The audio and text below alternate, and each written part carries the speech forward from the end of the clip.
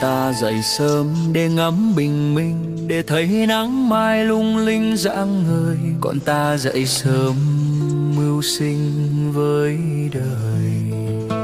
Chén cơm anh áo một thời long đong, chẳng kịp nhìn xem nắng đã vàng không. Chỉ thấy vai gầy nặng gánh bão giông.